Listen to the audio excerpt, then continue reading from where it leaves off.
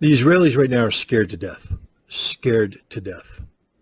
They mobilized 360,000 reservists. Let's just put this in perspective. The vast majority of these people did their 2.5 years military service. The Israeli army is not very good. They have some units that are very capable, some of their special forces units, some of their specialized units. They have some technical units that are very good, but the mainstay, the infantry units, the armor units, they're not very good. And they have become even less good by being pulled back from conventional combat duties to policing duties in the West Bank. So most of these reservists spent their time walking the streets in the West Bank, learning how to break the arms of 10-year-old children, how to rough up 15-year-old girls, and how to belly shoot 60-year-old men. That's what they did. Brutal occupation. It was horribly demoralizing for many of these people. They didn't like doing this. And when they left the military, they didn't have a high regard for the military. So now they're back, but this time they're being called upon to do something that nobody in Israel wants to do. Go into Gaza. Why? Because in 2014, they went into Gaza and Hamas handed it to them. In 2006, they went up against Hezbollah and Hezbollah handed it to them. The Israeli army just isn't that good, and they're scared to death because Hamas is waiting for them. This is one giant ambush, and the Israeli intelligence is blind. They don't know where they are. They're going to have to go in there and probe, and as they probe, they're going to be blown up, ambushed, slaughtered, and they know this. The other thing that scares them is once they go into Gaza, they're going to be committed to that battle with the bulk of their reserves. And if at that time Hezbollah decides to open up a northern front, Israel's got nothing left. And even if they had something left, they can't beat Hezbollah.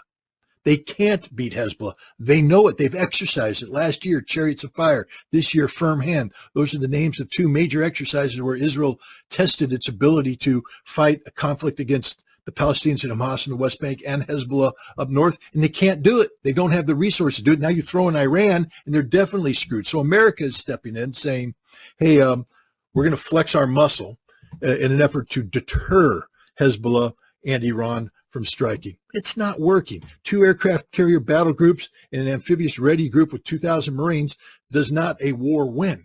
And we don't have anything behind that. We got nothing. And so if they come, so I think what's going to happen is that Biden is going to try and talk some common sense into Netanyahu and let him know the hard reality that, yeah, we flexed our muscles here, but if Hezbollah comes across the border, we'll bomb them, but we can't stop them. It's up to you. And if you can't stop them, you're screwed. And so you might want to think about coming up with a different solution than the one you're picking right now, a full-faced invasion. There's a lot of things go behind the scenes. The Israelis aren't as good as everybody thinks they are. They're very scared. Netanyahu's very weak. Remember how weak he was moving into this before the Hamas invasion. He was getting ready to collapse because of what he was doing with the judiciary and the reform, the rewriting of basic law. Hundreds of thousands of Israelis were in the streets. It's gotten worse for him because everybody's blaming. He was Mr. Security. I will protect you. I am the man. And look what happened. Nobody trusts him. There's a lot of Israeli talk going on, a lot of hot air coming out of the mouthpieces of Netanyahu's minions. None of it's backed up by reality. And the fact is Israel's extraordinarily weak, extraordinarily exposed, extraordinarily scared, and America doesn't have a solution for them.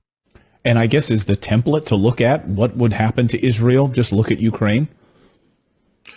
It would be worse than that because Ukrainians right now don't have a place to run to. Millions of Israelis have dual citizenship, and they'll just leave Israel. I mean, that's the death of Israel. Every Israeli I've talked to said, we can't, this happened in 1991 when the Iraqi Scuds came in. One of the big things they were saying is it's not so much the damage, physical damage that the Iraqi Scuds are doing, it's the emotional and psychological damage it's doing to Israelis. If we can't get the European Jews and the American Jews to want to come here and stay here, it's over for the Israeli experiment. And if Hezbollah can come in and threaten northern Israel, if Hamas can continue to threaten, it's over. People will flee. Millions of people will leave and they will never come back. And that's it for Israel. So I think right now Israel's in a very difficult situation where the Israeli experiment has been shown to be a failure. And now the question is, how do you get out of this? They're going to have to come up with a solution for Palestine, one that's acceptable to the Palestinians. And Israel no longer has the superior position where they get to dictate outcomes. They're actually going to have to negotiate. And this is where the United States could be of great benefit. But we can't, because we continually shoot ourselves in the foot by opening our mouths and threatening war with people when we can't beat them.